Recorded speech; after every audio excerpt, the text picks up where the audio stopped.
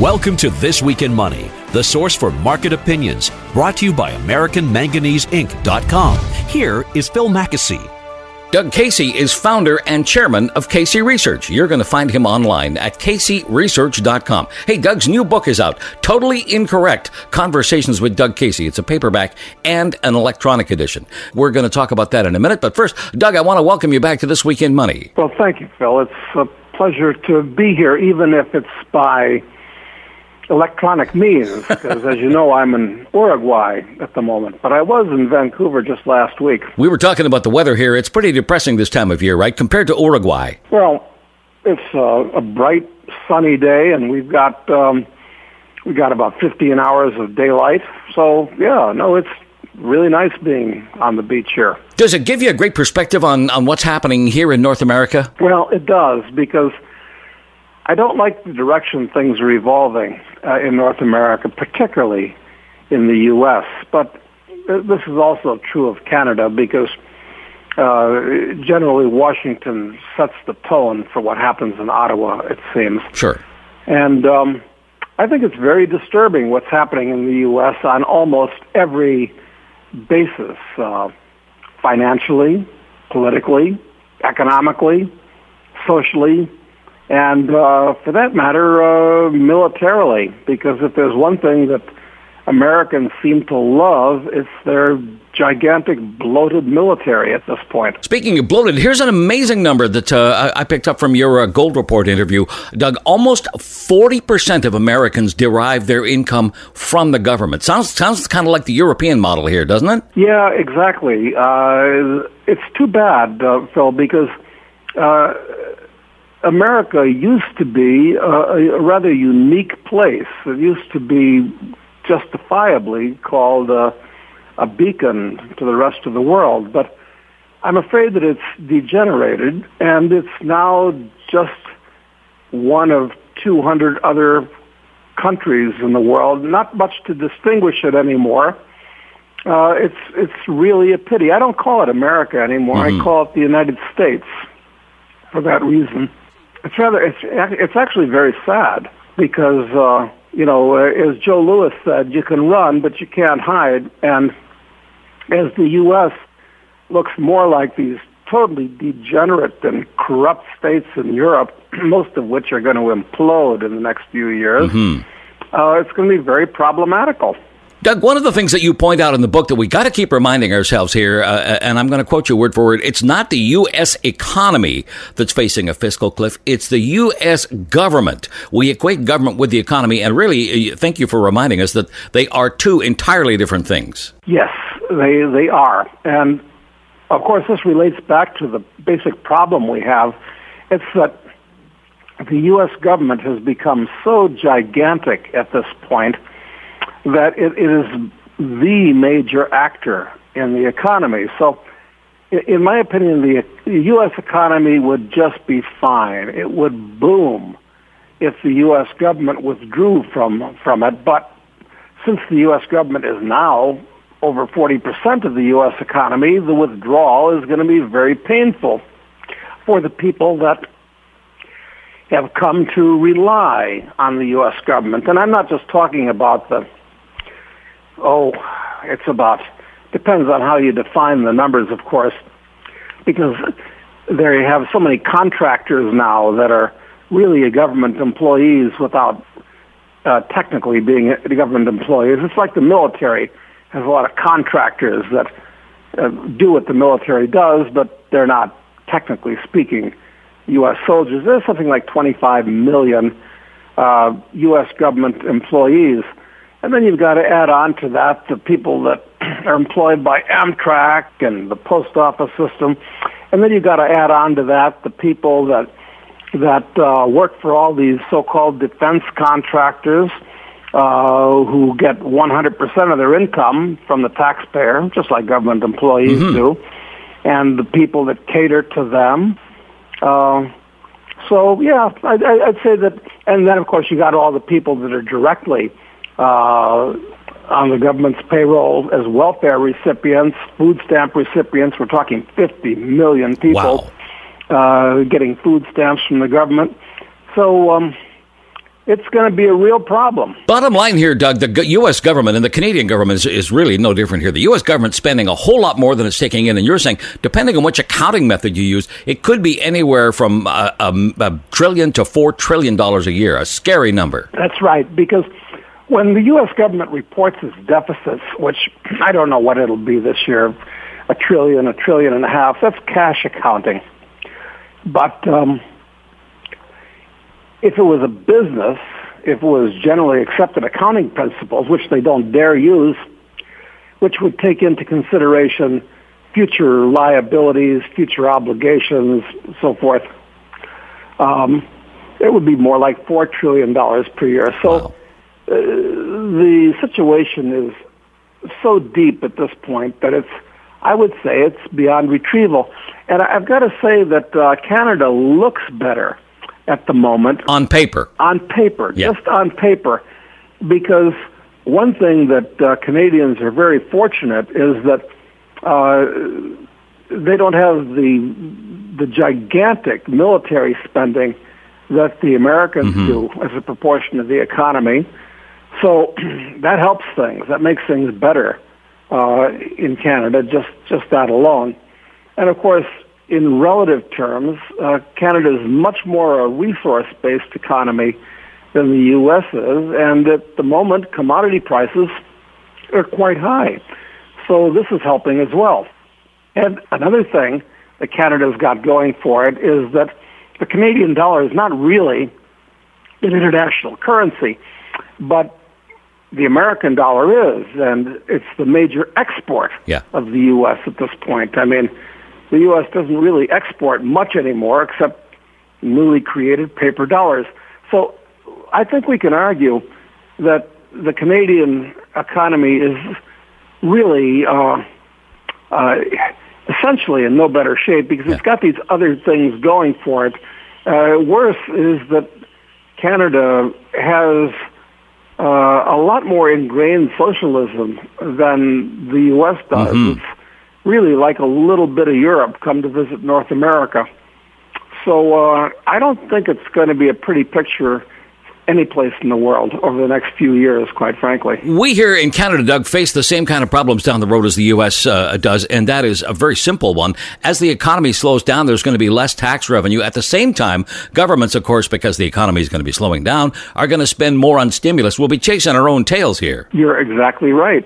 It's very problematical because people have come to think about the government as being a magic cornucopia, that if anything goes wrong or anything seems to need doing or anything, they look to the government to magically solve things. But they don't understand that the government is an instrument of pure coercion. Sure, it's democratically elected. You get to choose between Tweedledee and Tweedledum, and maybe there's another third guy out there that you get to vote for. But these people all share the same basic philosophy. And the fact of the matter is that there's nothing the government can do or provide without taking it away by force, because there's no voluntarism about it, from somebody else. And this is a very corrupting influence in the society where people think that the government not only can, because they have the guns, but should take things away from some people and give to other people. It degenerates the people that are stolen from and cements the people that are given to the bottom of society because they get used to getting stuff for nothing instead of being independent and self-reliant and responsible. I'm sorry to take such a such a negative outlook on things, but I'm calling the shots the way I see them. Yeah.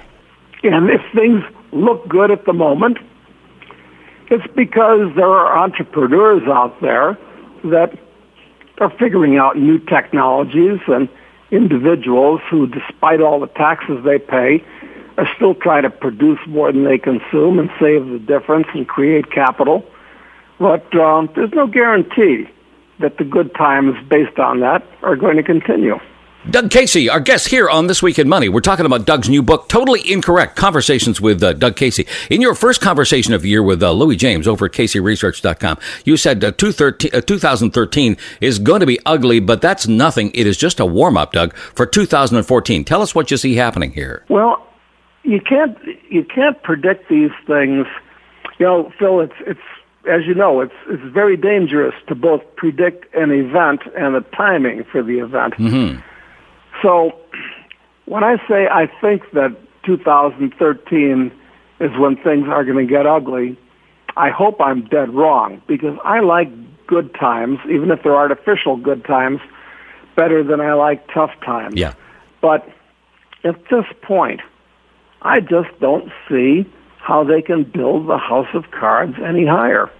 I hope I'm mystified and amazed, and I wrench another year out of this. But the thing is that since we entered the financial economic hurricane in 2007, and 2008 and 2009 were really tough times, as you remember. But then all these governments all over the world, all of them, created trillions of new currency units. And of course, when you got trillions of new currency units out there, it makes people feel pretty good. Yeah. They feel pretty wealthy when they see that money floating around one way or another, directly and indirectly. But that's the immediate and direct effect. The indirect and delayed effect of that is going to be catastrophic levels of inflation. And my guess is it's going to start soon, like this year. I hope I'm wrong. Yeah.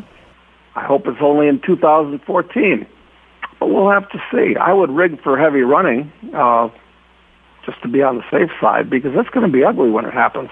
Doug, you mentioned we're in the eye of the hurricane, and let's take a look at the market for a second, back where it was 5 years ago. Bullish sentiment at a 2-year high, media trumpeting the fact that the bears have gone into hibernation. It's real quiet out there, maybe a little too quiet. Well, you know, I've always been very favorably inclined towards the precious metals and gold in particular, because gold is the only financial asset that's not simultaneously somebody else's liability.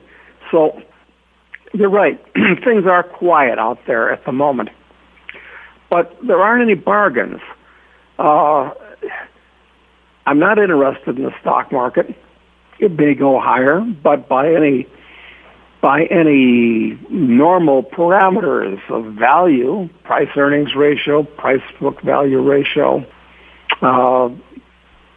dividend yields, it's not a bargain.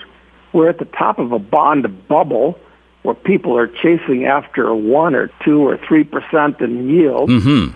and they're not getting. You know, bonds are supposed to be risk-free reward, but at today's prices, they're reward-free risk.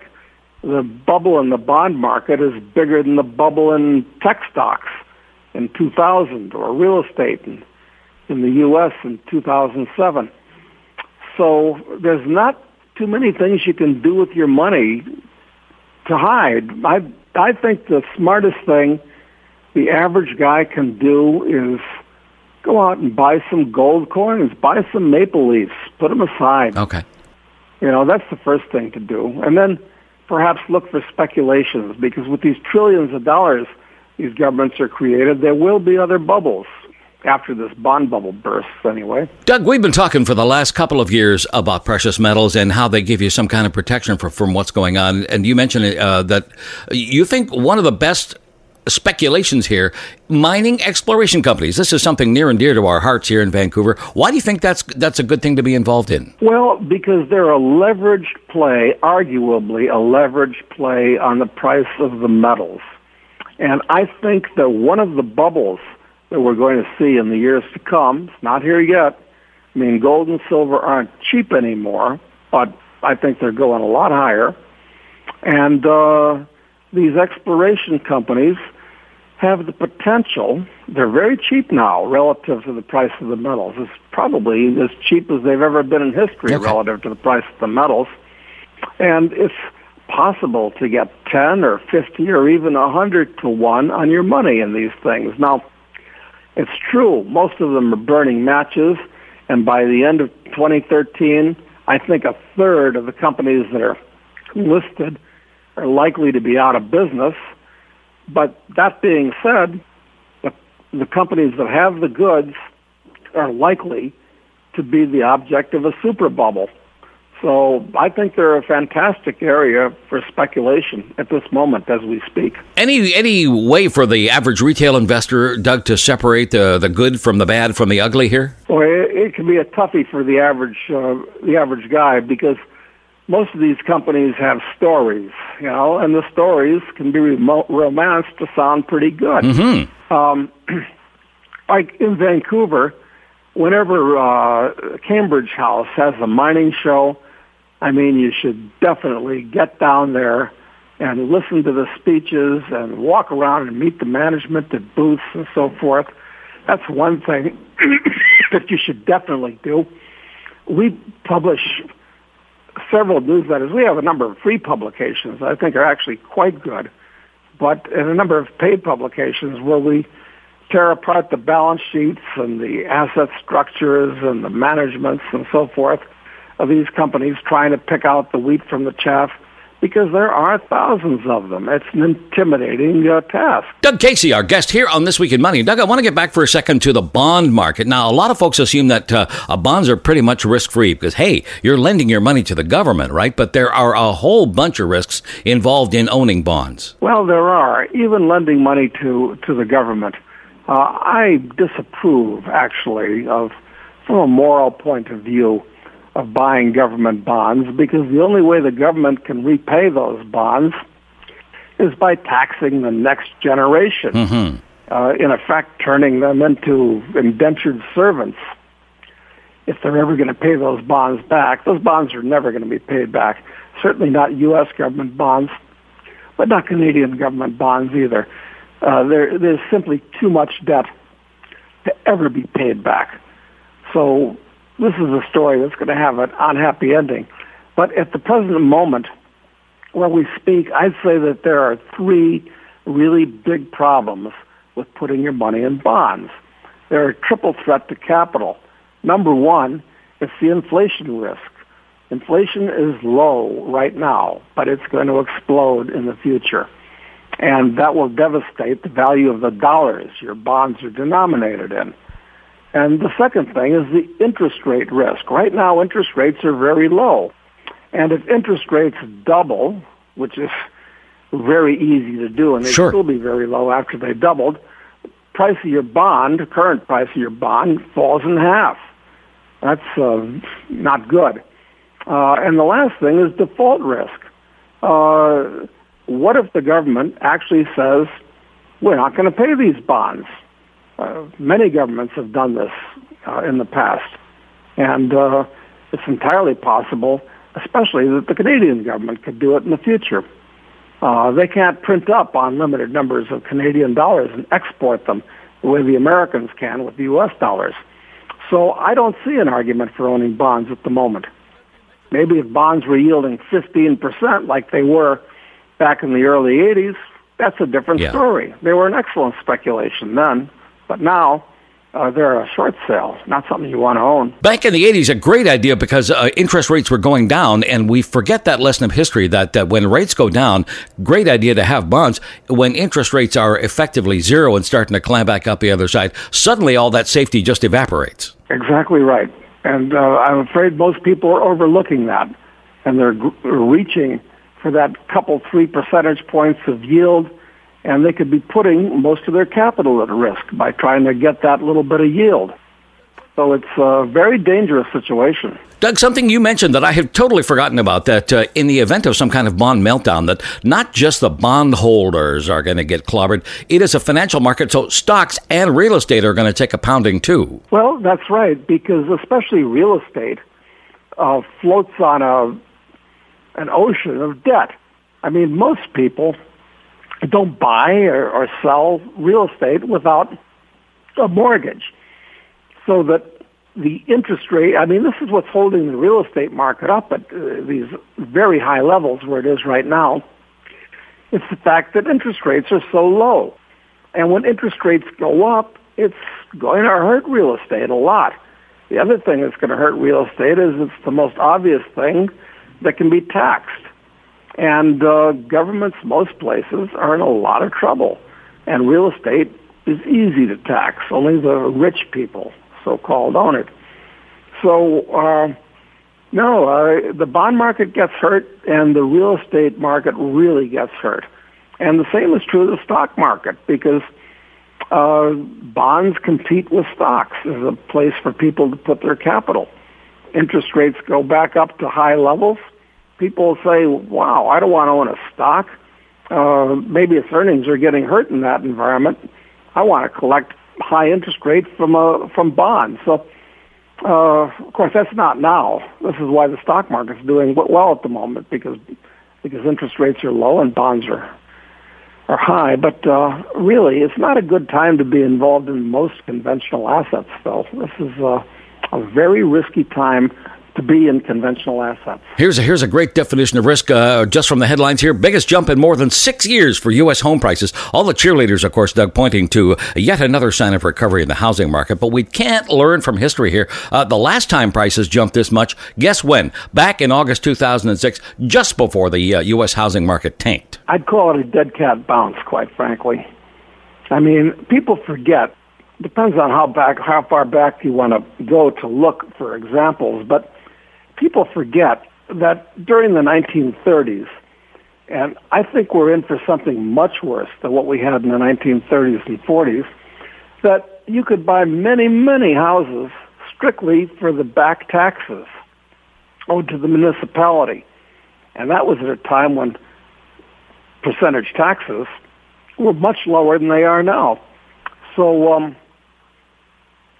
if you want a house, treat it as a consumer good. Treat it as a place to live. Treat it like a toothbrush is a consumer good, but a very short-lived one. Mm-hmm. A suit of clothes is a longer-lived consumer good. A car is a longer-lived consumer good. It's not an investment. And houses aren't investments either. They're just long-lived consumer goods that depreciate. And I think people are going to start looking at them that way in the future again. In Vancouver, things have been especially bubbly because you've had lots of immigration from very wealthy Asiatics, Chinese in particular. But that may dry up. I mean, the Chinese government may not want their citizens taking that money and putting it in Canada. So, I'd be careful. We're talking to Doug Casey here on This Week in Money. We're talking about Doug's new book, Totally Incorrect, Conversations with Doug Casey. And I want to also point our friends to the interview that you did a little while ago on YouTube with Peter Schiff. Great guy, great interview. Oh, thank you. Yes, that is worth tuning into. Peter does most of the talking. It makes him a very easy person to interview.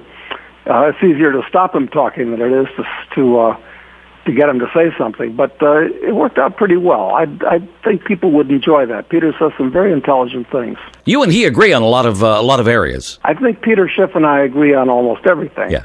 At least everything that I can think of offhand. We are talking to Doug Casey. Doug's new book is called Totally Incorrect, Conversations with Doug Casey. And it's a summary mostly of your conversations with Louis James and others over the years, right? Yes, that's right. The reason we called it Totally Incorrect is it's a bit of a reaction to the term politically incorrect. When that term politically incorrect was formulated back in the 80s, I thought it was a joke. I really did. How can something be politically correct? But people took it seriously. And now there are many things that you're not allowed to say. But I say to hell with that. And what I'm trying to do is speak the truth, not the truth as it might be filtered by politically correct sources. Doug Casey, our guest here on This Week in Money. Don't forget that you can find the book at CaseyResearch.com. Just click on the Totally Incorrect banner. That's where you're going to find the link to Doug's new book, Totally Incorrect, Conversations with Doug Casey. Doug Casey talking to us today from Punta del Este, Uruguay. Doug, we appreciate your time. Thank you, sir. It's a pleasure, Phil. Thank you. After the break, Jeff Berwick on This Week in Money. Randy Elvis Frisky and his Las Vegas show band 40th anniversary Aloha Tour. February 23rd in Penticton. February 24th in Vernon. On sale now. Details at randyelvisfrisky.com. This Week in Money is archived online at talkdigitalnetwork.com. Jeff Berwick is founder and chief editor of The Dollar Vigilante. It's a free market financial newsletter, and he is online at dollarvigilante.com. Hey, Jeff, it's good to talk to you again. Oh, great to talk to you, Phil. It's been a while. You were at the California Resource Investment Conference. That's coming up February 23rd and 24th in Palm Springs, along with a lot of great folks. Friends of ours will be there. David Morgan, Peter Schiff, Rick Rule. You can get more information at cambridgehouse.com. Now, you're just back from the Vancouver Resource Investment Conference. If you've ever wondered why a financial freedom fighter is hanging out with all these mining types, look no farther than your speech, which was entitled, and a great title here, Stop Living in the Investment Past, Man. What was that all about, Jeff? Well, I was actually watching an episode of Seinfeld, which is one of my favorite old shows, and it was the one with Bozo the Clown, and George was trying to say to the clown that was at the children's party, you know Bozo, of course, and the clown didn't know him.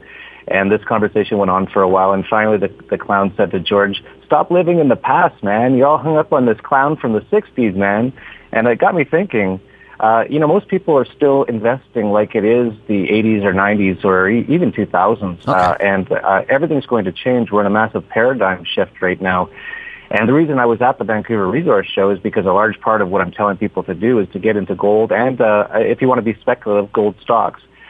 So that's why I was at the Resource Show, and basically telling people to get out of all the things that you would have invested in the 80s and 90s. Mm-hmm. That was a fun run if you're on that one, but that's not going to happen again. The exact opposite is going to happen now. You have to run away from paper products such as regular stocks, bonds, of course, and get into hard assets, mostly gold, precious metals, even foreign real estate. Just get your assets into something that Ben Bernanke can't counterfeit. That's kind of been the theme of the last couple of these conferences, and it sure makes sense because all the old investing rules, like buy and hold, for example, are effectively dead. Well, not necessarily, because I will buy and hold gold for as long as Sure. I see that there's going to be financial problems.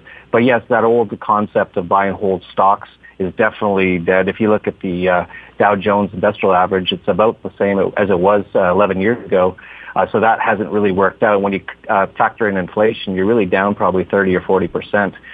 So yeah, definitely the old style doesn't work anymore. I definitely tell people you shouldn't just listen to your government registered financial advisor unless he's an amazing person. Yeah. But many of them aren't, and you really need to do your own research nowadays, because your government registered financial advisor generally won't tell you a lot of the things that we're talking about, because they've never been taught about that, first of all, and they mostly just are told which areas that they're supposed to put their clients into, and secondly, it doesn't actually profit them to put you into these things like gold. So their own brokerage or whoever they work for will not like it if they're putting all their clients into products that they're not making any money on. Talked to a couple of people who were at the show. David Morgan we talked to, Eric Coffin we talked to, and they both said the mood had changed at this year's show. What was your take on the mood at the show this year? It almost felt exactly like last year, which I found surprising. I was expecting it to be a little bit more dour. The markets haven't really done much, especially there's a lot of junior resource companies at these shows, and a lot of them are down over 50% from last year. Wow. The fact that so many people were returned to the show, no one looked incredibly depressed or anything. Mm-hmm. They were looking for opportunities. Shows me that a lot of the people who went to that show, and that's one of the best shows on earth for a resource conference by far, they really understand the real underpinnings of why you want to be invested in these things. So they're not like your typical investor who just reads the headlines every now and then and gets a little skittish if gold's down 5 or 10%. They actually understand what's going on, and they're in this for the long haul.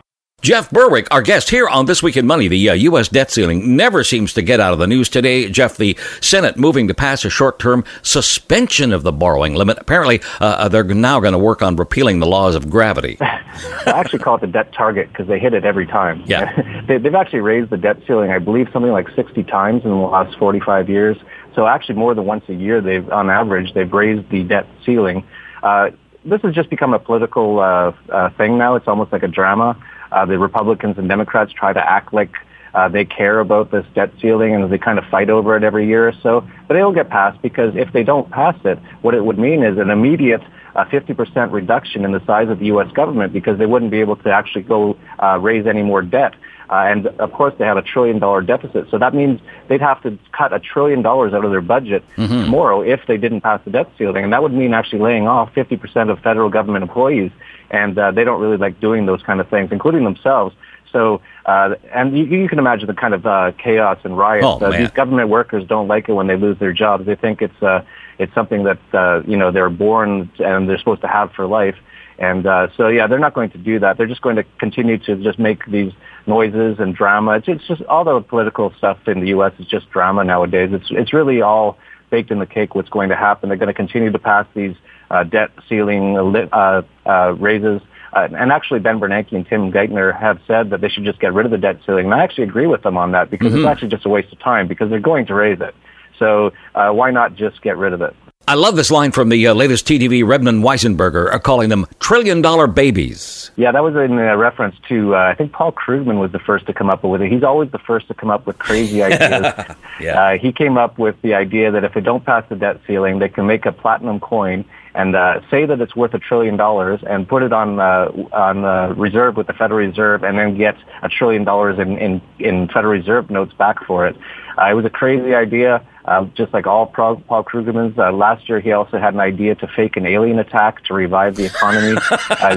He looks like a homeless, disheveled homeless man. He does. I don't know why anyone even listens to him, but he's in the New York Times, and that's and he says he's a Nobel Prize winner in economics, which actually doesn't exist. There's no Nobel Prize in economics. There's a Swedish bank, central bank economic prize in honor of Alfred Nobel, which he says is the Nobel Prize in economics. So it's all a big sham. And again, this is all very symptomatic of a collapse of this system. When we're talking about printing up $1 trillion coin, this is the kind of things that Zimbabwe was talking about just a few years ago.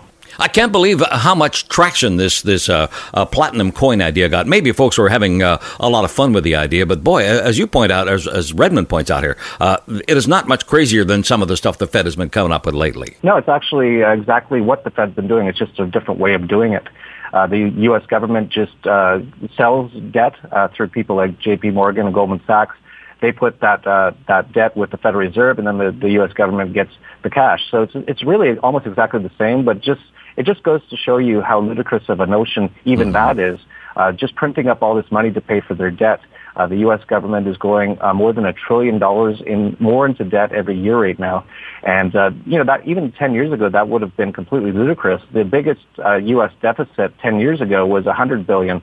So we've gone 10 times bigger now just in printing up money. So this is how all these systems fail. We've been talking about this for a while at the Dollar Vigilante, that we're expecting a financial system collapse and a U.S. dollar collapse.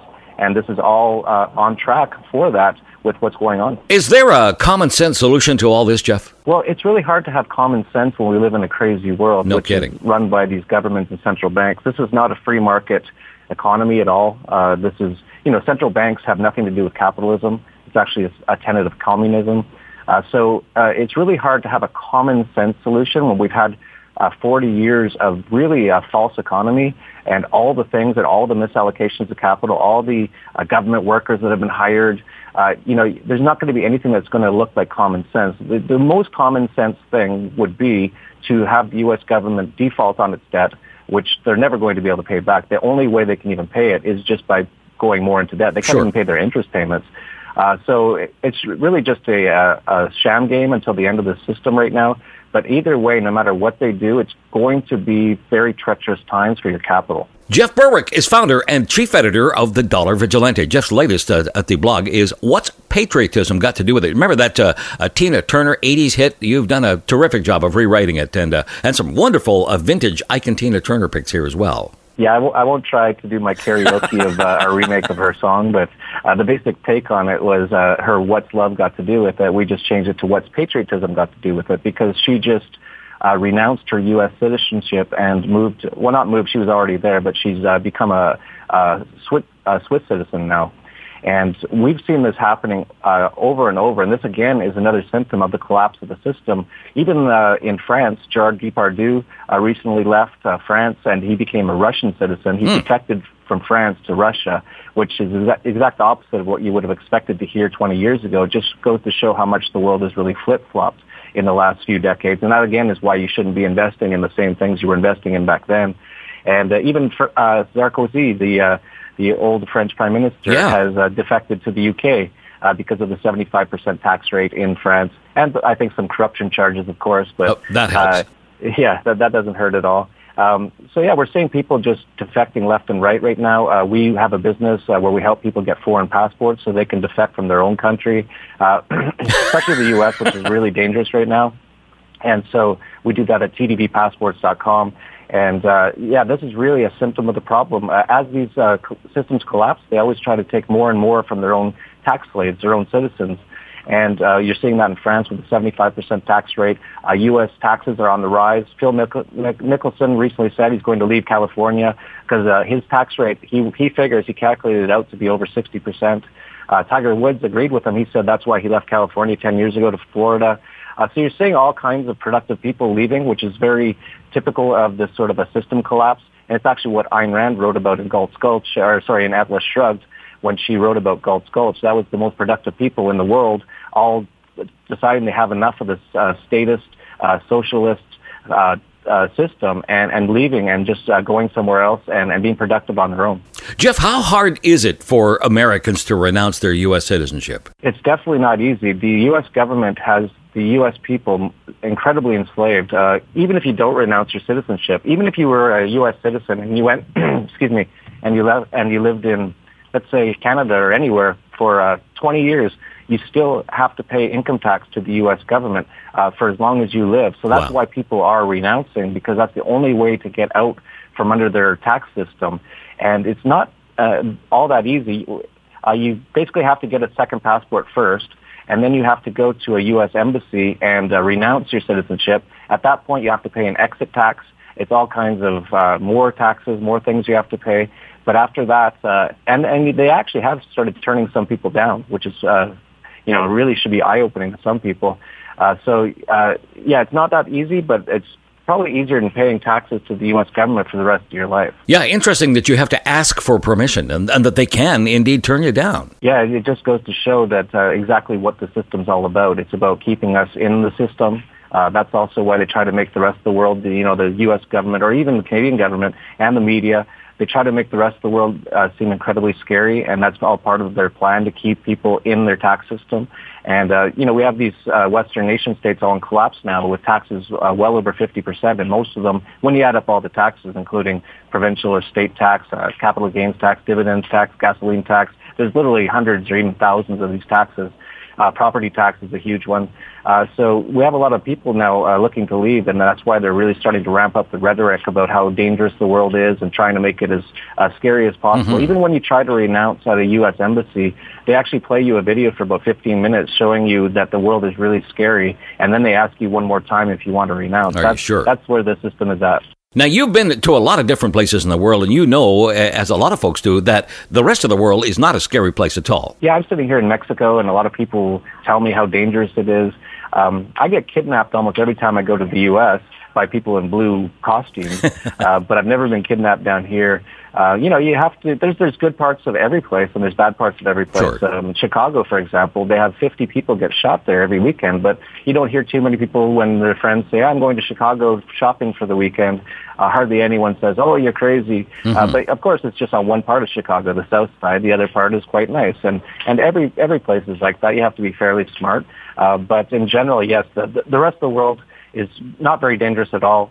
Most of my scariest situations have happened in the U.S. Jeff, for folks who don't have the resources of someone like Tina Turner or Gerard Depardieu, what can we do? Tell me a little bit about tdbpassports.com, how that works. Yeah, well, we're just going around the world trying to strike deals with governments, usually governments that have no tax or no income tax that would actually apply to you, like, for example, in Paraguay or Dominican Republic, St. Kitts, Nevis, Dominica. For people who don't have a lot of money, millions of dollars, you can still do it. We actually offer something called freedom financing, and you can get a Dominican Republic passport in about 6 years for a few $100s a month, or you can get a Paraguay passport in about 4 years for about $300 a month. So we're trying to offer all kinds of solutions to people who do want to get out. TDVpassports.com is where you want to go to find out more information. Jeff Berwick, founder and chief editor of the Dollar Vigilante. He's online at dollarvigilante.com. Don't miss Jeff at the California Resource Investment Conference coming up February 23rd and 24th in lovely, warm, sunny Palm Springs. Do I sound a little bit jealous, Jeff? Jeff, thanks for talking to us. Oh, it's always great, Phil. Thank you. Thanks to our guests, Doug Casey and Jeff Berwick. And thank you for listening. I'm Phil Mackesy for AmericanManganeseInc.com. We're back next week with more This Week in Money. This Week in Money is a production of Howe Street Media Incorporated.